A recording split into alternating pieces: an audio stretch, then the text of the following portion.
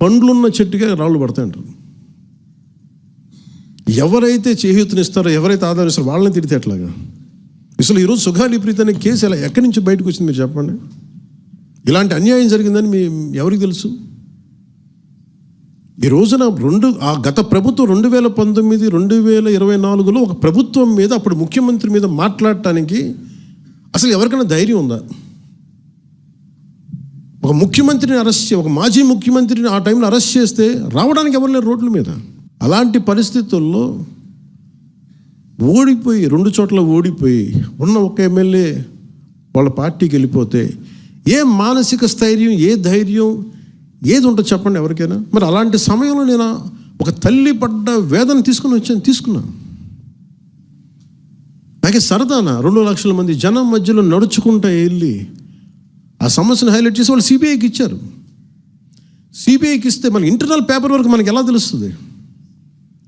Internal paper work వాళ్ళు ఇస్తే వాళ్ళు ఏంటంటే జీవో రిలీజ్ చేశారు. మా దగ్గర నుంచి వెళ్ళింది కానీ ఎక్కడికి వెళ్ళాలో అక్కడి నుంచి ప్రొసీడ్ చేయాలి, అక్కడ ఆపేశారు.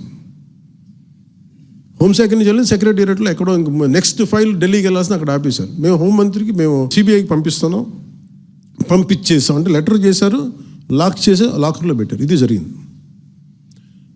ఈ ప్రాసెస్లో ఏం చేశారు, వాళ్ళకి ఈ కేసు కొంచెం సెన్సిటివ్ కేసు కాబట్టి మీకు చెప్తాను.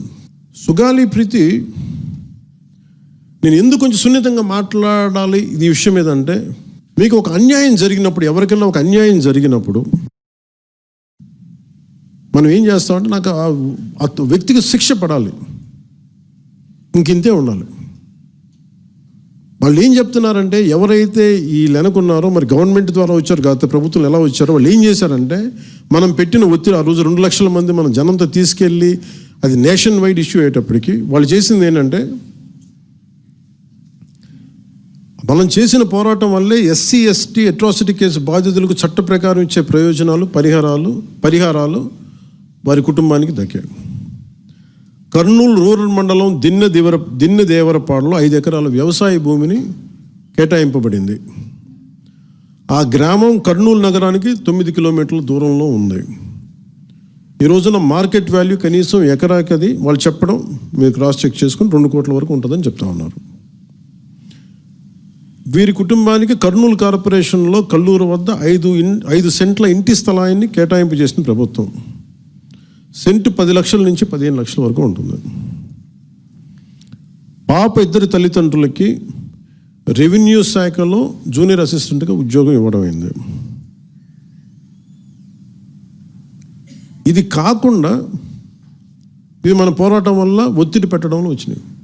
ఇవి కాకుండా నేను ఫస్ట్ టైం ఛార్జ్ తీసుకోగానే మొదట చెప్పిన మాట, పాపకి న్యాయం జరగాలి, ఏమేమి జరిగిందని సిఐడి చీఫ్ని నేనే తెలియజేశాను. డీజీపీ గారికి పంపించాను, అప్పుడు డీజీపీ గారికి తిరుమలరావు గారు, అలాగే సిఐడి అధికారులకు చెప్పాను, ఉన్నతాధికారికి, హోమ్ మినిస్టర్ గారికి చెప్పాం. ఇవన్నీ చెప్తే పోలీసు సిఐడి వాళ్ళు చెప్పింది ఏంటంటే, అసలు అప్పట్లోనే ఎవరైతే దీని వెనక కుట్ర వెనక ఉంది ఇవన్నీ చెప్తున్నారో ఏ డిఎన్ఏ తారుమారు చేశారు. ఎలా తారుమారు చేసి ఉండాలి?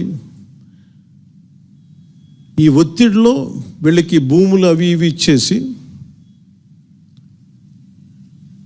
మరి ఏం చెప్పారు నాకు తెలియదు కానీ వాళ్ళు, నాకు తెలిసి వాళ్ళు ఈరోజు పోలీసు చెప్తుంది ఏంటంటే, సాక్ష్యాలు వీళ్ళు చెప్తున్న వ్యక్తుల మీద వాళ్ళ డిఎన్ఏకి దీనికి మ్యాచ్ కావట్లేదు. ఇది వాస్తవం. కోర్ట్స్ ఏం చేస్తాయి, పోలీసు ఏం చేస్తారు, దీన్ని కూర్చోబెట్టి. ఎందుకు చెప్తున్నానంటే, ఇది వివేకానంద రెడ్డి గారిని చంపేశారని తెలుసు అందరికీ. ఎవరైతే చేస్తున్న నిందితులు ఉన్నారో వాళ్ళు ఒక్కొక్కరుగా చంపేస్తున్నారు వాళ్ళని. మరీ గత 5 సంవత్సరాల్లో ఇట్స్ క్లాసిక్ కేసెస్ ఇవి. ఈ ప్రక్షాళనకే పూనుకున్నాం మనం. ఇది ముఖ్యంగా మన ఎమ్మెల్యేలకు కానీ, మీరు ఎంపీస్, యాజ్ అన్ ఎంపీస్ మీకు కూడా, మీరు ఈ కేసెస్ మీద మీరు రేపొద్దున అసెంబ్లీలో గళం ఎత్తాలి, మీరు తప్పదు. ముఖ్యంగా లా అండ్ ఆర్డర్, వీళ్ళు అందరూ తప్పించుకుంటూ వెళ్ళిపోతే ఇట్లా ఒక సోషల్ అన్రెస్ట్ వస్తుంది దీనివల్ల. అంటే వ్యక్తికి ఒక నేరస్తుడు చేసిన ఒక కులానికి చెందుతాడు, ఏదో ఒక నేరస్తుడు, మనం ఏం చేయలేము దానికి.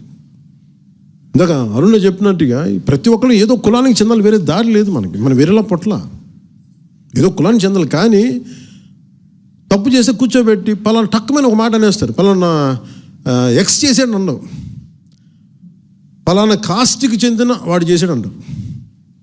అసలు కాస్ట్ ఎక్కడి నుంచి వచ్చిందో తెలియదు క్రైమ్కి. సో అందుకని మేము బీయింగ్ లీడర్ని చాలా సెన్సిటివ్గా మాట్లాడాలి. మరీ నేను మిగతా వాళ్ళు గబుక్కున మాట్లాడేసి గత ప్రభుత్వ నాయకులు మాట్లాడేసి వెళ్ళిపోవచ్చు, ఈజీ అది. కానీ నేను అలా మాట్లాడకూడదు. దట్టు నేను ఇప్పుడు డిప్యూటీ సీఎం పదవిలో ఉన్నాను కాబట్టి నేను చాలా ఒళ్ళు దగ్గర పెట్టుకుని మాట్లాడాలి. అందుకని ఇవన్నీ మీరు ఒక్కసారి దీంట్లో కూడా ఆ పాపకి న్యాయం జరగాలి, దోషులుంటే శిక్షింపబడాలి, దాంట్లో అసలు ఎప్పుడు లేదు. కానీ ఇలా ఒత్తిడి పెట్టాల్సిన వారికి కూడా నా విన్నపం ఏంటంటే, మీరు అసలు ఈ కేసు ఎవరి వల్ల బయటకు వచ్చింది మీరు చెప్పండి. సో మా త్రికరణ శుద్ధిని, మా చిత్తశుద్ధిని మీరు తక్కువ ఎంచినాయి. ఇక్కడ కేసులు వాళ్ళు కూర్చోబెట్టి నేను వెళ్ళి సాక్ష్యాధారాలు నేనేం క్రియేట్ చేయలేను. అక్కడ గత ప్రభుత్వం చేసిన తప్పులు కొనేసారు వీళ్ళు చాలామందిని. మరి ఏం కొన్నారు, ఎలా కొన్నారు, దీని మీద కేసు పెట్టాలి. ఇది నా ఒక్కడే కేసు కాదు, ఇది ఎంటైర్ సొసైటీకి ఇది సిచ్యువేషన్. మీరందరూ కూర్చొని ఒకసారి మన ఎమ్మెల్యేస్ అందరూ కూడా, మన నాయకులందరూ కూర్చోబెట్టి you try to take it to home minister గారు, including law and order CM గారి దృష్టిలో చేతిలో ఉంటుంది. కాబట్టి నేను ఇంతకు మించి దీని మీద మాట్లాడకూడదు. ఎందుకంటే నేను శిక్ష పడాలని కోరుకుంటాను. ఇంతకు మించి కాకపోతే ఏమైపోతుంది, నా మీద నన్ను లాగడం చాలా తేలిక అందరికీ. ఎందుకంటే నేను మెత్తని మనిషిని కదా, నా మీద రాళ్ళు వేసేయండి ఈజీ, నా చొక్కా పట్టుకొని ఈజీ. అదే గత ప్రభుత్వం ముఖ్యమంత్రిని పట్టుకోమని చెప్పండి, ధైర్యం కూడా చేయరు, ఇప్పటికీ ధైర్యం చేయరు.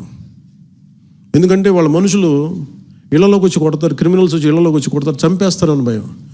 మనం ప్రజాస్వామ్యం కదా, మనం భరించాలి. అందుకని దయచేసి దీన్ని మీరు ఒకసారి కూర్చోబెట్టి ఒకసారి మన గౌరవ శాసనసభ్యులు, మంత్రివర్గ సహచరులు, లెజిస్లేటివ్ కౌన్సిల్ మెంబర్స్, పార్టీ నాయకులు అందరూ దీని మీద ఒకసారి స్పోక్స్ పర్సన్స్, వీర మహిళ నాయకులు, మీరందరూ ఒక్కసారి కూర్చోబెట్టి ప్రతి ఒక్కరు కూడా దీని మీద, ఇది ఎందుకంటే ఇది ఒక కేసుగా చూడకండి, ఇది గర్ల్ చైల్డ్ తాలూకు ప్రొటెక్షన్ చాలా ఎసెన్షియల్. అందుకని దీన్ని సోషల్ మీడియా యాక్ట్ కానీ ఇవన్నీ మాట్లాడాలని పొద్దున్న నిర్ణయించుకున్నాం. ఇది ఒకసారి మీ దృష్టికి తీసుకొస్తా ఉన్నాను.